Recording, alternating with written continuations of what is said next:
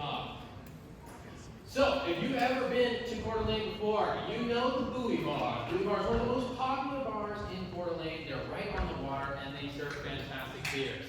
We interviewed Corey this weekend, and Corey has a huge problem.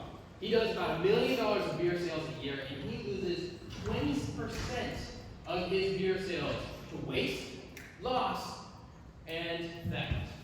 That's 20%. That's 1 out of 5 beers. That's a beer for you, a beer for you, a beer for you, a beer for you, and a beer for you because I like you and you're my friend. It's for free.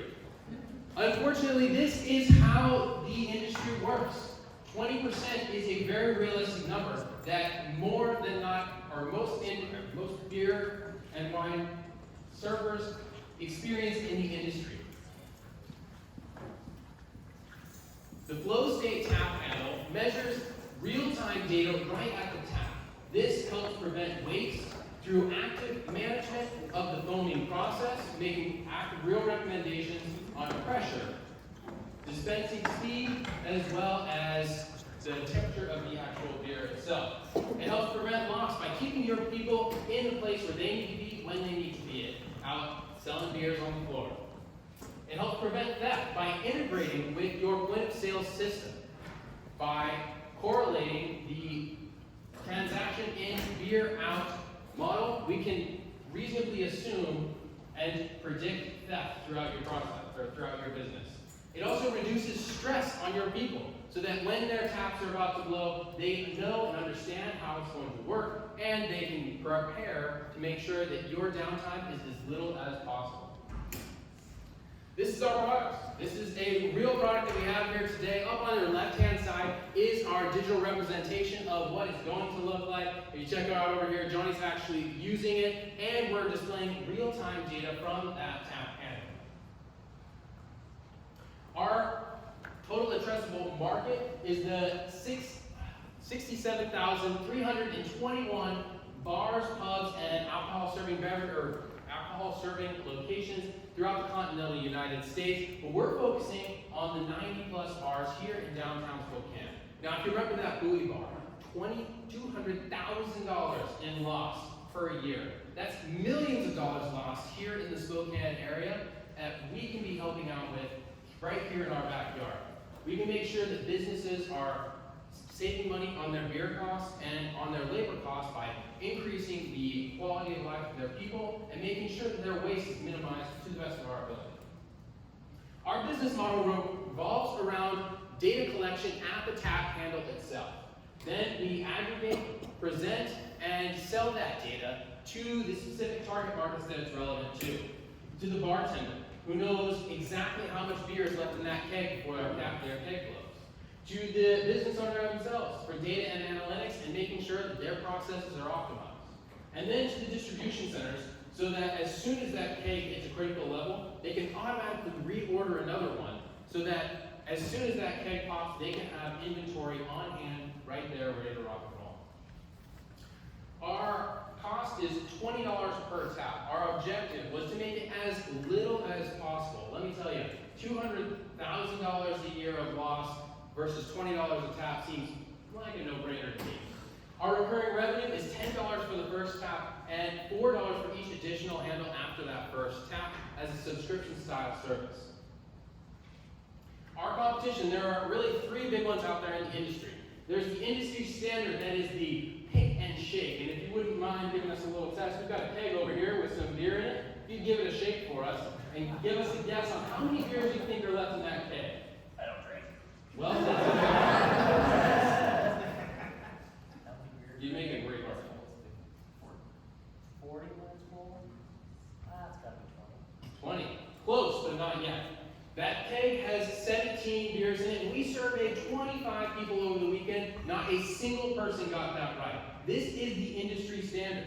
And every time you shake that keg, it creates more foam, causing more waste. This is a terrible way to measure that keg.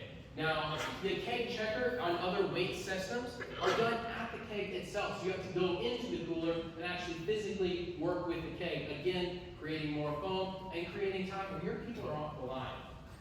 Flow meters are inline and highly expensive systems that require expert maintenance, a lot of upkeep and cleaning, as well as just a lot of tech knowledge, which is inhibited to the barrier to entry. We surveyed 15 bars this weekend, and we had some overwhelmingly positive results. We went and talked to the corner bar, who said that she loved it. We went and talked to TDs, who said that this would be a game changer for their brewing business. And we talked to the Bluey Bar, who said this is so meaningful, I would like to invest in your business. That was pretty cool to have. But the other 13 or 12 that we talked to, that's hard. Other 12 that we talked to, overwhelmingly positive responses. They wanted to know more about our product as soon as we have it in stock, and they wanted to beta test for us as soon as we got our beta testing ability ready to rock and roll. These are our real expenses for our estimated expenses for our first year. So we're seeking $25,650 to cover our expenses as well as cover our team for the first year. This is our gross profit model for the first year, and yes, this is gross profit, not gross revenue. We've already included our cost of goods sold as well as our cost of acquisition. This is a plug-and-play model. Thanks for paying attention to our tap. Keep your data on tap of the flow state tap handle. We're now ready for questions. Thank you.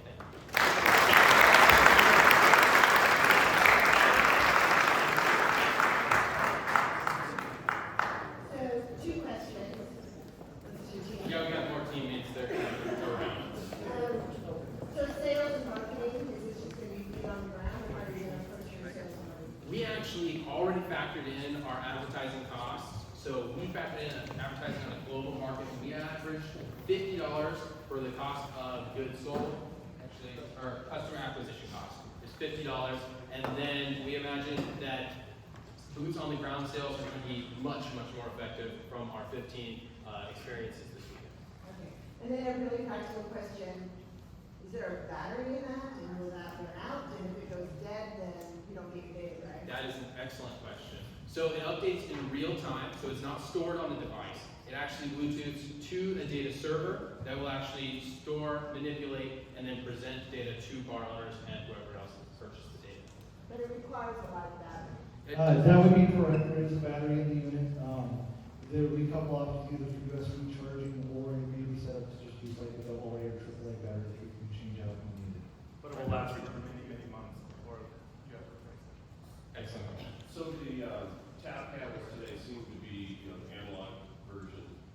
They're all branded. It seems like part of the branding for the OEMs, the breweries. Mm-hmm. Is that a challenge to disrupt that? Have you guys talked to We don't intend to disrupt that at all. In fact, average and we intend to lean into it. Round one will be to mom and pop shops that have basic tap handles, like our tap handles over here.